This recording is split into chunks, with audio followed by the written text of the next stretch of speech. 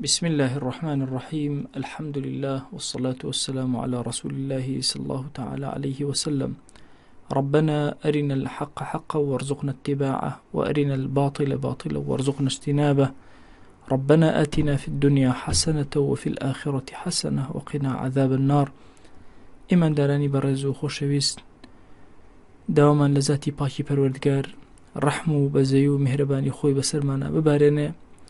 خوای جان ام برنامه و تای برنامه کان من لقبول که داولی اکین بناوی جوانه بصفتی برزه به اسم عظمه برکاتی آسمان و زوی و سر ولات و نشتیمانی اما دا ببارنه. خوای جان تو خود ازانی که اما لولاتشی پر قیران و پر مینتا جیان ابی نسر روزانه هجارکان چنگکانیان برزکن و بحال و بنان و بأو هوار اکن پروردگار ابو خاتی گوری خود بەهانامانەوەرە هەر کەسێک چاکەیەکی بۆ ئەم میلەتە ئەوێ پەروەردگارە داوات لی ئەکەین بە گەورەی خۆت چاکە بێنەرە ڕێی هەر کەس خراپەی بۆ ئەم میلەتە ئەوێ خۆیان لە کۆڵ ئەم میلەتێ بخەرەوە. پەروەردگارە ئێمە گوناهی زۆر ڕۆژانە بەرزەکەینەوە بۆ تۆ، بەڵام وەڵڵاهی ئەزانین پەروەردگارە تۆ ئەوەندە میهرەبانی لەگەڵمانە لێمان ئەبورەی چاوەڕوانی میهرەبانی تۆ ئەکەین. خوای گیان چاوەڕوانی کەڕەم و ڕەحمی تۆ ئەکەین. پەروەردگارە خۆشەویستانم، ئێمە لە بەرنامەی سەدای عاریفاندا لە خزمەتتانە باسی کۆمەڵی کەسایەتیمان کردووە کە بیان کەینە پێشەنگ لە عرفانیەتی خۆمانە. خواناسی پێویستی بە کۆمەڵی قودوە و ئوسوە هەیە کە لە پێشمانەوە بڕۆن و دەستمان بگرن. ئێمە لە خزمەت ئەبوو ذەڕی غیفاریە وەستاوین، ئێمە لە خزمەت عەبدوڵڵای کوڕی زوبەیرە وەستاوین، ئێمە لە خزمەت ئیبن مەسعوودە وەستاوین. هەریەکە لە بوارێکەوە لە خزمەتیان نبووین. زانیومانە ئەوانە باشترین کەسانێکن کە عاریفەتی خوا شارەزاو بوون و تێگەیشت بن. وەڵڵاهی خۆشەویستانم، کەسی مسلمان هیچ کەسێک نادۆزێتەوە وەکو ئەصحابی ڕەسوول الله صلی الله عليه وسلم کە جوان لە عرفانەتی خوا تێگەیشت بن، گەیشتبنە ئاستی فەنا فی الله، تەواو توابنەوە لە خوایە وەکارەکانیان هەموو لە بەرخاتی خوا بوو بێ، لە پەنای ئەوەشدا دنیایان لە یاد نەکرد بێ و عیرفانیەتێکی زۆر گەورەیان پەخش کرد بێ، هەتایە وەکو کانیاوێک ئێمە ئەتوانین لەوانەوە هەڵگۆزین و ئیسفادە بکەین. بەڕێزەکانم، ئەوەی کە لە پێشوە بۆم باس کردوون و لە خزمەتتانە کۆمەڵێک بوون و هەریەکە لە بوارێکە، کەسێک لە زوهدیاتە، کەسێک لە نوێژ و تاعەت و عەبدایەتیە، کەسێکی تر لە خوێندنی قورئان و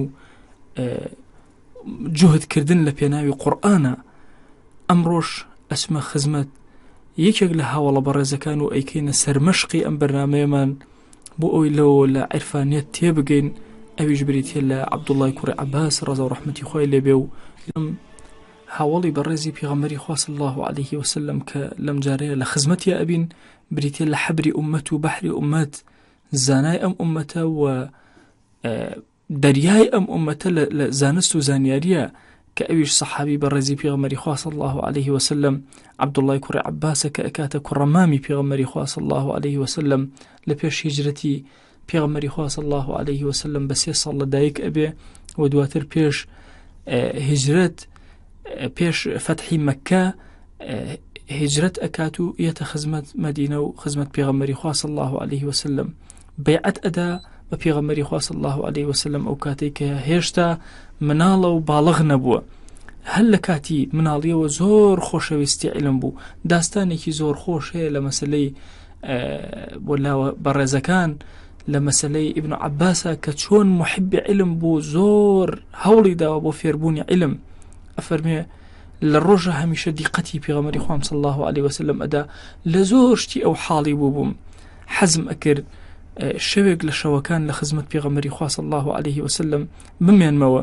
ئەوە بوو یەکێک لە شەوەکان، ئەڵێ چووم لە خزمەت ماڵی پێغەمبەری خوا صلی الله عليه وسلم مامەوە، داوام لە پورم کرد کە خێزانی پێغەمبەری خوا بوو صلی الله عليه وسلم کە ڕێم بدا و ڕێگەی دام لەوێ مامەوە. ئەفەرمێ شەو هاتم خۆم حەشاردا کە ئەنەما خەوتوم. پێغەمبەری خوا صلی الله عليه وسلم فەرمووی مناڵەکە خەوتووە؟ ئەڵێ فەرمووی بەڵێ خەوتووە. پێغەمبەری خوا صلی الله عليه وسلم ئەفەرمێ هەڵسا دیقەتمدا دەستنوێژی کرد، دەستی کرد بە نوێژکردن بە پاڕانەوە، ذکری ئەخوێن، هەموو ذیکرەکانم لەبەر ئەکرد، بزانم چەند ڕکاتەکە ئەم ژمارد، بۆی بزانم شەوی پێغەمبەری خوا صلی الله علیه وسلم چۆنە، شەوەکەی منیش ئەبەو شێوازە بێ وەکو ئەو بکەم.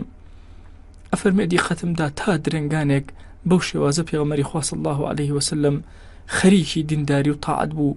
دواتر ڕاکشە هەتا گوێم لە پرخەی شیرینی پێغەمبەری خوا بوو صلی الله علیه وسلم. ئەفەرمێ دواتر بینیم پێغەمبەری خوا صلی الله علیه وسلم بەلای ڕاستە کەوتبوو خەوتبوو، کاتێکم زانی جوڵەیەکی کرد و هەستایەوە، ڕۆشت بۆ ئەوەی دەستنوێژ بگرێ جارێکی تر. ئەفەرمێ کاتێک کە چوو بۆ سەر ئاو، پێش ئەوەی بێتەوە ئەو کونەیە کە هەبوو ئاوی تیا بوو حازرم کرد بۆی لێ دامنا.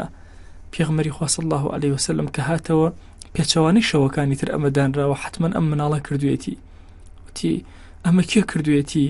یا ڕەبی خوایان ئەم کەسێک کە ئەم کارەی کردو، اللهم فقهه في الدين وعلمه التأويل.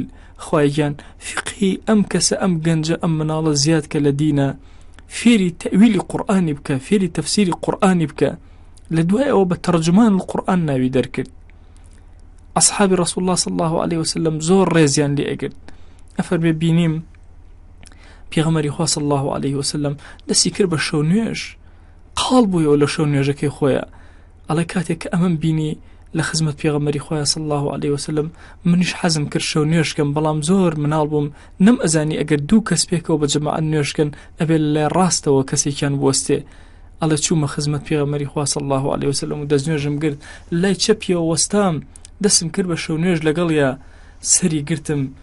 ئەفەرمێ لە ڕیوایەتێکا گوێکەی بەدەستی نەرمی مبارەکی بادام و هێنامێ پەنای ڕاستی خۆی. اینجا ئەفەرمێ نوێژم کرد لە خزمەت پێغەمبەری خوا صلی الله علیه وسلم. هەندێک ڕیوایەت ئەفەرمێ ئەم کاتێک کە ئەم حاڵەتە ڕوئەدا عمری ابن عباس 11 ساڵە، 11 ساڵ دێت متابعەی شەوی پێغەمبەری خوا ئەکا صلی الله علیه وسلم، ڕۆژی ڕەسوڵ الله تەواو کردووە. والله ئینسان خەجاڵەت ئەبێ کە لە خزمەت ئەم ڕووداوانە ئەوەستێ، ئێمە چیمان کردو لە پێناوی ئەم دینەیە. ئەفەرمێ حتا وەکو بەرەبەیان شەو نوێژم کرد لە خزمەت پێغەمبەری خوا صلی الله علیه وسلم. بە بەرەکەتی ئەم دوعایە هەستم کرد خوا دەرگایەکی زۆر گەورەی لێ کردومەتەوە. ابن عباس دوای پێغەمبەری خوا صلی الله علیه وسلم کوڕی مامی پێغەمبەری خوایە صلی الله علیه وسلم، خەڵک زۆر ڕێزی لێ ئەگرن. جاری وەها بوو ئەچوو لە بەردەم ماڵی سەحابەیەکە دائەنیشت، ڕووی نەبوو تەقە بدا لە دەرگای و نەبادا لە خەوی بکەم، ڕائەکشا. ئەفەرمێ ئەوەندە ڕائەکشەم هەندێک جار تۆز بەسەرمادا ئەباری لم بوو. اینجا دوایی ئەو هاوڵە بەڕێزە هاتەوە، ئەی ابن عباس ئەگەر تو ئەمر کەی من دێم بۆلات، نا علم طبیعەتی ئەوهایە، ئەبێ خەڵک بچن بۆ خزمەتی علم، ئەبێ خەڵک لە خزمەتی علما بوەستن. ئەبەم شێوازە علمی کۆ ئەکردەوە هەتا بۆ ئەو کەسێکەوە بە تەرجمانی قورئان ناوبانگ دەرکا. زۆر کات دوای پێغەمبەری خوا صلی الله علیه وسلم ئیعتیکافی ئەکرد لە مزگەوتە و علمێکی زۆر گەورەی هەبوو بە قورئان و سونەت. خەڵک ئەهاتن زۆر پرسیاریان لێ ئەکرد. ئەفەرمون ئەگەر کەسێک بەهاتایە دەموچاوی غوباراوی بووە یان غەمبار بووە، یەکسەر پرسیاری لێ ئەکرد، ئەی بۆچی غەمباری؟ ئەویش ئەیوت ئەی کوڕی مامی پێغەمبەری خوا صلی الله علیه وسلم، فلانە کەس حەقێکی لەلایە، فلانە کەس بەو شێوازە، ئەبەم شێوازەیە بە حورمەتی ئەم قبرەی پێغەمبەری خوا صلی الله علیه وسلم من ناتوانم ئەمە جێبەجێکەم. ئەیوت لەبەر خاتری خوا نەچم قسەی لەگەڵاکەم بۆی بزان مافەکە کەم ناکە. ئەی بەشم ئەمە خوایە. ئەڵێ یەکسەر لە ئەتیکافا بوو، ئەتیکافەکەی بەجێ ئێهێشت، ئەچووە دەرەوە، ئەچوو ئەگەڕا هەتا ئەو کەسەی ئەدۆزیەوە بۆ ئەوی تەکلیفی لێ بکات، ئەم مڕوئەتەی کە خوا بەمی داوە شەفاعەت بیکاتە شەفاعەتکار بۆ خەڵکێکی مسلمان، هەتا وەکو ئەگەر کەسێک قەرزارە قەرزی سەرشانی سووکە. ئەفەرمێ زۆر کات پێیان ئەوت تۆ چۆن دەرئەچی کاتێکەوە تۆ معتەکیفی، چۆن ئەبێ دەربچی؟ ئەی فەرموو وەڵڵاهی گوێم لە صاحبی ئەم قەبرە بووە کە پێغەمبەری خوا صلی الله علیه وسلم فەرموویەتی من مشى في حاجة أخيه وبلغ فيها كان خير لهم من اعتكاف 10 سنين. ئەگەر کەسێک بڕوا بە پێکانی خۆی بڕوا مەشا فی حاجەتی ئەخیه، کاری برایەکی جێبەجێکە، ئەمە لە ئەتیکافی 10 ساڵ بۆ ئەم باشترە. عەزیزانم، ئەلێرە ئەمێ وەقفەیە بکەم لە خزمەتتانە ئەمە ئیبن عەباسە کوڕی مامی پێغەمبەری خوایە صلی الله عليه وسلم. ئەمە ئەو کەسەیە کە شەو متابعی پێغەمبەری خوا ئەکا صلی الله عليه وسلم، شەوی بە زیندویی ئەهێڵێتەوە. دەفەرمون بزانن ئایا کاتێک کە ئەبێتە کەسێکی عاریف و خواناسێکی زۆر گەورە و خەریکی ئەعتیکافە بێ لە مزگەوتە و لە نزیک گۆڕەکەی پێغەمبەری خوا صلی الله عليه وسلم، ئایا واز لە کاری مسلمانان نەهێنێ؟ ئایا ئیتر دەسەکرێ بە کڵاوی خۆی ئەو بڵێ بابان نەی باو من حەقم چێوە سەر خەڵکەوە؟ نەخێر، بە حاجەی مسلمانان تێ ئەپەڕێ. حوزنی مسلمانان حوزنی ئەمە، ناڕەحەتی مسلمانان ناڕەحەتی ئەمە، غەمی مسلمانان غەمی ئەمە. بۆیە بەڕێزەکانم ئێمە لە ڕاستیە لە بابەتی عیرفانیەتە فکرێکی زۆر خەتەر هەیە، ئەویش ئەوەیە وا ئەزانین ئەو کەسێک کە دیندار بێ و خواناز بێ ئیتر بێتە بازار، نابێ تێکەڵاوی خەڵکە. نەخێر، ئەمە پێچەوانەیە، ئەوە فکرێکی مشرکینی قوڕیشە کە ئەیان مالی هذا الرسول، چی ئەم پێغەمبەرە یەمشی فی الأسواق، و پێغەمبەرانی تر پێشتر ئومەتانی تر هەمویان شوعیب پێغەمبەر عەلەیه السلام دیقەتە دێ ئەم قسەی بەرامبەر ئەکرێ، پێغەمبەری خۆمان عەلەیه الصلاة والسلام ئەم قسانە بەرامبەری ئەکرێ. بۆیە دیقەت ئەدەی خەڵکێک پێیان وایە هەمیشە ئەو کەسانەی کە دیندارن، خواناسن، عاریفن، ئەبێ لە سوچی مزگەوتێکان نەئێنە دەرەوە. ئەمە زۆر هەڵەیە. عارف ئەو کەسەیە کە بە دوای کاری خەڵکەوەیە، عارف ئەو کەسەیە خواناس ئەزانێ من كان في حاجة أخيه كان الله في حاجته. ئەمە جوان تێگەیشتووە، بۆیە بەدەم کاری خەڵکەوە ئەڕوا. ئەو کەسانی کە ئەتانەیە پلەی عیرفانیەتان بەرز بێتەوە، والله جاری وا هەیە بە شەو نوێژێک ئێوە ناگەنە ئەو پلەیە، بەڵام بە چاکەکاری لەگەڵ مسلمانێکە زۆر زوو ئەو پلانە هەموو ئەبڕن. خۆشەویستانم، ئێمە ئیماندار پێویستمان بەوەیە هەر یەکێکمان بە دڵێکی زیندووەوە خەریکی ئەم تاعەت و ئەم کردەوە جوانانە بێ، خەریکی هاوکاری براکانی بێ.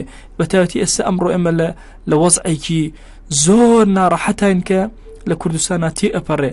بەڕاستی ئەوە نییە کە ئینسان بێت لە خۆی بۆ خۆی لە سوچێکە لە ماڵێکە دانیشێ خەریکی ذیکر خوێندن بە ئیتر وابزانە هیچی نەهێشتۆتەوە.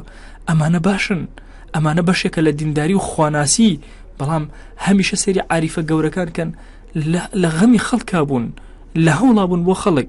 ئاشێخێکی گەورم بۆ بێنن وتاری نەبێ بۆ خەڵک، ئاسێری وتارەکانی کاک ئەحمەدی شێخ و مەکتوباتەکانی بکەن، ئاسێری شێخەکانی بیارە و گەورە پیاوان بکەن کە چۆن هیممەتیان کردووە، سەیری مەولەنا خالدی ڕۆمی کەن کە ڕەزا و ڕەحمەتی خوای لێبێ چۆن لە شامە صحیحی بوخاری ئەڵێتەوە کاتێکەوە کۆتایی بە صحیح بوخاری ئێنێ سوپاسی خوای لەسەر ئەکات و دواتر ئەمرێ. ینی کۆتایی حیاتی بریتە لە ژیان لەگەڵ بوخاریە ڕەزا و ڕەحمەتی خوای لێبێ فەرمایشتەکانی پێغەمبەری خوای صلی الله علیه وسلم کە دەرس و دەور بە خەڵکەڵێتەوە. اینجا دیقەت بدەن هەر یەکێک لەمانە بە مێژویانە بڕۆ بزانن لە ژیانیان چەندێ لەگەڵ فەقیر و هەژارە ژیاون، چەندێک خەمی هەژارانیان بووە، چەندێک بەڕۆح لەگەڵ هەژارانە بوون. ئەمە گرنگە، ینی باسی شێخانی بیارە بخوێنەوە لە کاتی گرانی گەورەیە بزانە چه خزمەتێکیان بە خەڵک کردووە. خۆشەویستانم، ئەمە نییە کەسێک وا تەسەوور کە شوێن شێخی بیارە کەوتووە بەوەی کە بێت لە سوچێک و لە کونجۆڕەکە دانیشێ و نا، ئەم کەسە گەورانە هەمیشە خەریکی خزمەتکاری بوون، زۆر بواری خزمەتە بۆ جێبەجیان چونکە من عاریف بوون. ئەبزانە ئەصحابی ڕەسوول الله صلی الله عليه وسلم چەند جوان لەگەڵ یەکترە هەڵس و کەوت ئەکەن. وەرە تۆ لە ئەعتیکافە دانیشتبی مسلمانە ئیشی پێت هەبێ، ئایا دەرەچی لە ئەعتیکافەکەت؟ ئەڵێ کاکە سەرم لێ تێک مەدە، هەر ئەم تۆزەم هەیە لە لای خوا دانیشتبم، ئێستا تۆ ئەمیشم لێ تێک ئەدەن. لەبەرەوە بەڕێزەکانم، مەسائلی عاریفەتی خوا بابەتێکی زۆر بەرفرەیە. وا تەسەوور نەکەین عاریفەتی خوا ئەوەیە کە ئینسان تەسبیحێ بگرێ بەدەستیەوە لە سوچێکە دابنیشە خەریکی ذیکرکردن بە چاوەکانی بنوقێنەوە دوعا بکە و بلاڵێتەوە و پارەت. ئەمە بەشێکە لە عیرفانیەت. بەشەکەی تری عیرفانیەت ئەوەیە ئەو خواناسیەت زەوی ئاوەدان کاتەوە. من القورآن للعمران، والله ئەبێ لە قورئانەوە سەرچاوەی عیرفانی ئێمە وەرگیرێ و بەرەو عیمرانی زەوی بڕۆ زەوی ڕووناکەینەوە. ئەوە گرنگە بۆ ئێمە.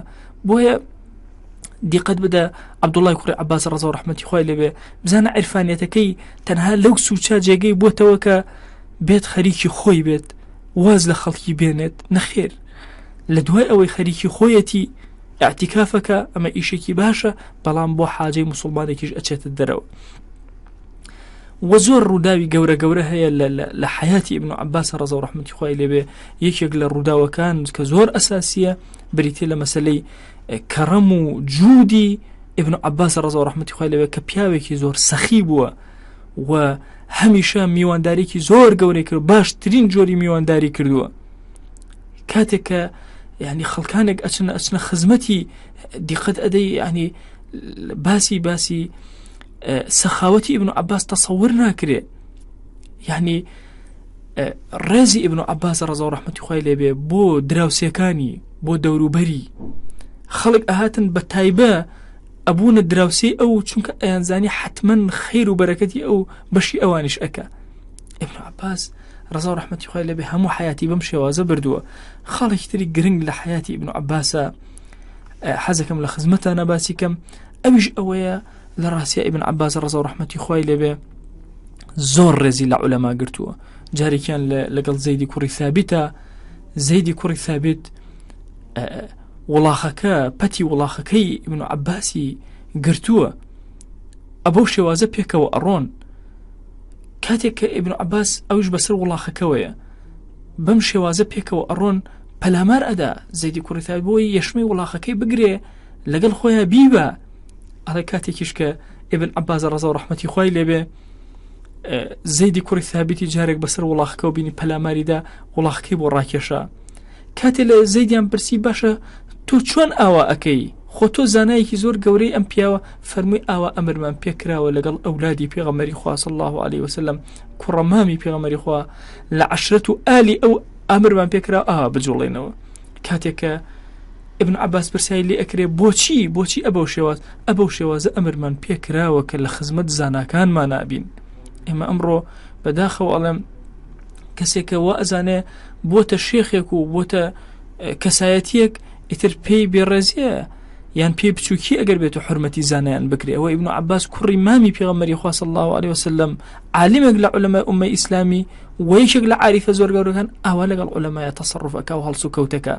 بۆیە گرنگە موسڵمانانی خۆشەویست ئێمە لە بابی عاریفیەتە تەنها وا تەسەوور نەکەین ذکر و تاعەتەکان ئەبنە هۆکارێکی زۆر گەورە بۆ نزیک بوونەوەمان لە ڕەب العالەمین و بۆ بوونمان بە عابدێکی ڕاستەقینە و عاریفیەتمان لەگەڵ خوایە بەهێز و بەقووەت بێ. نا بەڵکو دیقەت بدەن لە حیاتی ئیبن عەباسەکەی کە لە عاریفەکان بزانە لە شەو نوێژێکەوە لە خزمەت پێغەمبەری خوا صلی الله علیه وسلم بۆ سەخاوەت، بۆ کاروبار جێبەجێکردنی خەڵک، بۆ ڕێزگرتن لە زانایان، بۆ خزمەتکردنی میوانەکانی لە هەموو بوارەکانە سێرەکەی خزمەت ئەکا. ئێمە بەداخەواڵم لە زەمانێکە ئەژین خەڵکی وامان هەیە کە خۆی بە عاریف و بە کەسێکی زۆر باش یەتە پێشاو، کاتێک ئەبینین حیاتی خۆی بریتێ لەوەی هەموو مریدەکانی ئەبێ وەکو عەبد بە دەوریا بسوڕێنەوە خزمەتی کەن و ئەویش نەک چاکەی بۆیان نابێ بەڵکو چاکە و خێراتی ئەوانیش ئەخوا، کە بەڕاستی ئەمانە پیان ناوترێ ئەهلی تەسەوف، پیان وتێ متەسەویفە. ئەمانە خۆیان هەڵواسیەوە بە تەسەوفە. ئەگەرنا عاریفی حەقیقی ئەو کەسەیە کە بەڕاستی بۆ خۆی نەژی، بۆ خەڵک بژی. پرسیاریان کرد لە ئیمامی غەزالی فەلسەفەی ئەم دینە لە کوێ کۆ ئەبێتەوە؟ فەرمووی لە دووشتە، مافی خوا پارێزی، مافی خەڵقی خوا پارێزی. ئەم دووشتەیە.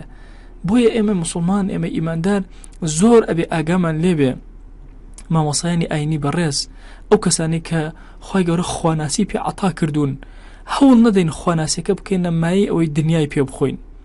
واللهی زۆر بە ئاسانی ئینسان ئەتوانێت دنیا بخوات. وەکو شێخی گەیلانی ئەفەرمێ هەر کەسێک ئەڵێ گیرفانی خەڵک چییە؟ ئەو کەسێک کە دڵی خەڵکی وەرگرت گیرفانی خەڵک هەمووی کراوە ئەبێ بۆی. بۆیە زۆر طەبیعیە هەموو خەڵکی ئاوا گیرفانەکانی خۆیان لە بەردەم تۆیان بکەنەوە ئەگەر تۆ خوانازبی. بەڵام کاتێک کە خواناسی دەست بۆ گیرفانی خەڵکەکان نابەی، بەڵکو هەوڵ ئەدەی خەڵکەکان زۆر زیاتر خزمەت بکەی، خزمەت بە دەستەکانی خۆت. ئێمە موسڵمان پێویستمان بەمەیە کە بەڕاستی عرفانیت لەو گەورە پیاوانەوە وەرگرین. بەداخەواڵێم ئێمە بە زەمانێکە گوزەر ئەکەین، جاری وا هەیە لە کەسێکی هێندەوە یان لە کەسێکی فارسەوە یان لە کەسێکی تورکەوە، وەکو بەرنامەکانی تر ئیشارەتم پێدا دین هەوڵ ئەدەین عرفانەتی خۆمان لەو جۆگە لە دوورانەوە وەرگرین، جۆگەلەکانی ئەصحابی ڕەسوول الله صلی الله عليه وسلم خۆشترین جۆگەلەکەیە کە ئێمە بچین لە خزمەتیان نابین، خۆشترین کانیاوێکە کە ئێمە بچین لەسەریا بحەوێنەوە. واللهی ئەگەر ئەمانە دەستمان نەگرن و خوامان پێ نەناسێنن ئێمە بە هیچ شێوازە ناگەنە ڕوتبەی ئەوەی کە خوا ناسیەکمان نەبێت و خوا بناسین. خۆشەویستانم، ئێمە لەم بەرنامەیە زۆر مەبەستمانە کە سەدای عاریفان دەنگێک بێت لەو حاڵەتە دەرمان کاکەوە تەسەورکەین عرفانیەت بریتیە لە جۆرێک لە خۆبچووکردنەوە و خۆ لە کونجوڕنان. واللهی کەسی عارف کەسێکە هەوڵ ئەدا تۆ لە دائیرەیەکای ئەکرێ عارف بی، مەرجنە تەنها لە مزگەوتێکا دانیشی، واللهی کەسێکی لە بازاڕە کەسابەت ئەکرێ کەسێکی زۆر عارف بی بەخوای گەورە. تۆ کەسێکی کە لە سایقی تەکسیکی هەر کارێکت هەیە فەرمانبەرێکی زۆر بەسیتی کار بەدەستێکی زۆر باڵای ئەکرێ عارف بی بەخوا جەل جەلالوه. واللهی عرفانەتی خوا لە سوچێکە جێ نابێتەوە، لە هەموو کایەکانی ژیانایە، چونکە ئەم ئیسلامە بۆ هەموو کایەکانی ژیانە. کاتێک ئێمە ئەتوانین تەواوی ماناکانی عرفانیەت تێگەیشت بین کە لە تەواوی کایەکانە خزمەتکەین. بۆیە بەڕێزەکانم وا تەسەور نەکەین عرفانەتی خوا زۆر بچووکە، نا زۆر گەورەیە. واللهی کە تۆ لە دائیرەیەکەی ئیش لەبەر خاتی خوا بۆ خەڵک جێبەجێ ئەەکەی، لە حاجەی خەڵکە ئەبیت، کاتێک کار بەدەستی وڵاتێکی دزی ناکەی، دەغەڵی ناکەی، گەندەڵی ناکەی، هەوڵ ئەدەی خوا لە خۆت ڕازی کە ئێمە عرفانیەتی خوای خواد ناسیوە. ئێمە زۆر کات کوتوبی عەقیدە ئەخوێنین ئیمانمان زەڕەیە زیاد ناکە، چونکە لە عرفانەتی خوا حاڵی نابین. ئەوە علمی کەلامە، مناقەشەی بینی زانایانە. عرفانیەت بریتێ لەوەی کە تۆ ئیمانێکی گەورە لە ناختاب چەسبێ ئیمانەکە بجوڵێنێ بۆ کردەوە. من چی بکەم لە ئیمانێکە نەجوڵێنێ بۆ ئەوەی خواناسی بکەی، نەجوڵێنێ بۆی عیمرانی سەرزەویکەی. واللهی ئەو کەسێک کە خواناسە ئامادەیە ژیانی خۆی هەمووی لە پێناوی ئەو دینەیە سەرفکە. ئەوەرە سەیری شێخانی بیارە بکە، بزانە کەسێکی وەکو شیع عومەری بیارە ئایا کەسێک نەبوو کە جیهادی کردو لە پێناوی خۆی گەورەیە؟ ئایا کەسێک نەبوو بەرامبەر بە ڕووز وەستاوەتەوە و جیهادی کردو، مریدەکانی هەندێکیان شەهید بوون و لە برسە هەندێکیان وفاتیان کرد؟ عەزیزانم، بۆیە ئێمە وا تەسەور نەکەین کە عرفانیەت یان تەسەوف بریتێ لەوەی لە سوچێکا دابنیشی و ئیتر ئاگات لە دنیا نەمێنێ. نەخێر، ئەو کەسە عاریفە لە دنیا جوان تێگەیوە، دنیا هەمووی ئەکاتە خزمەتکاری دینەکەی و بە دینەکەی بەهشتێک لەم دنیاە بۆ عەبدەکانی خوا فراهەم ئەهێنێت.